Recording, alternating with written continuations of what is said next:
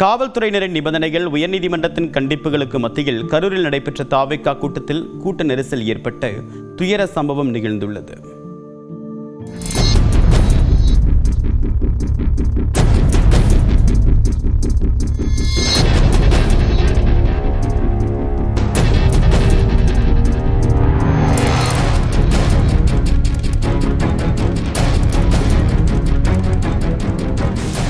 தமிழக வெற்றிக் கழக தலைவர் விஜய் தனது முதல் அரசியல் சுற்றுப்பயணத்தை கடந்த 13ஆம் தேதி திருச்சியிலிருந்து தொடங்கினார்.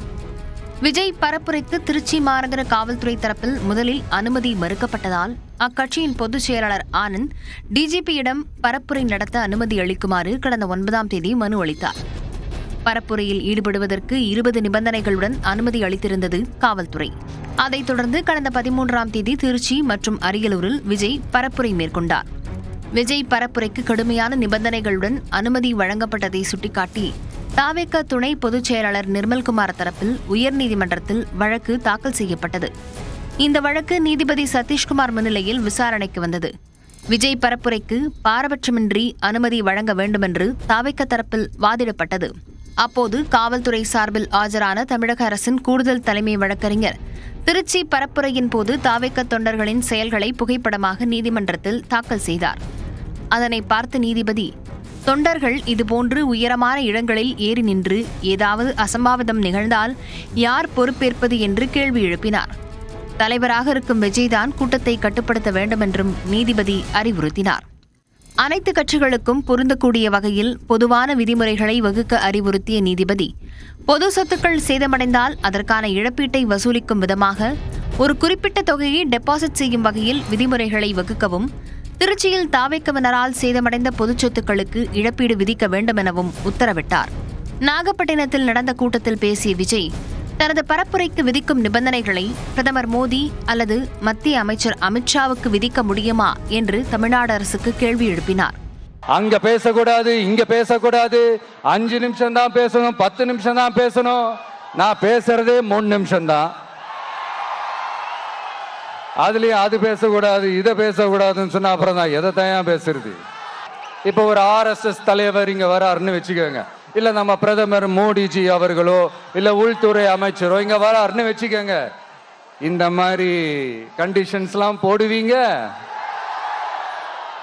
இந்த மாதிரி பவர் கட் பண்ணுவீங்க, இந்த மாதிரி வயர் கட் பண்ணுவீங்க, கொஞ்சம் கட் பண்ணி தான் பாருங்களேன், முடியாதுல.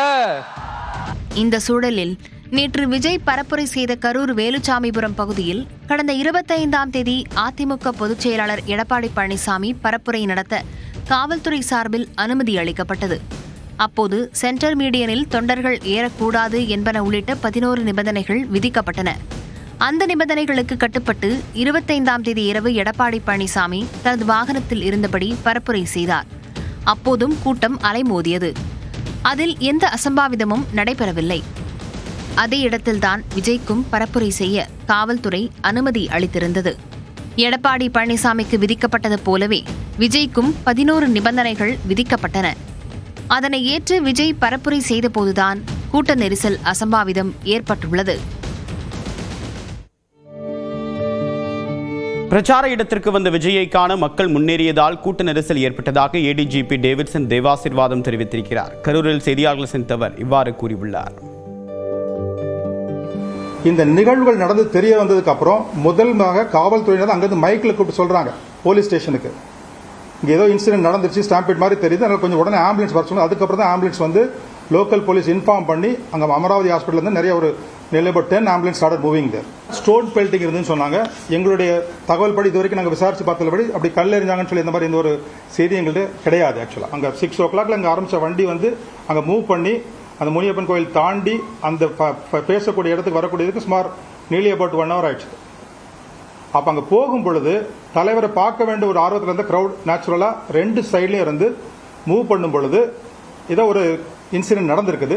அதை நம்ம கண்டிப்பா விசாரிச்சு இன்வெஸ்டிகேஷன் என்ன நடந்ததோ அதை நம்ம கண்டுபிடிக்கணும். இப்போ நேற்று எங்களுக்கு வந்து இந்த ஆம்புலன்ஸ்ல வந்து காயப்பட்டவங்களை வெளியே எடுத்து வரும்போது கூட கூட்டு வர முடியல.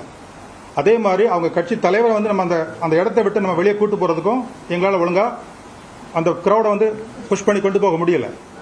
ஸோ எந்த ஒரு பாதுகாப்பு அமைப்பாக இருந்தாலும் சரி, அதில் யார் கலந்துக்கிறாங்களோ அவங்களுடைய ஒத்துழைப்பும் காவல்துறைக்கு தேவை. மற்ற செய்திகளை ஒரு சிறு இடைவேளைக்கு பிறகு பார்க்கலாம்.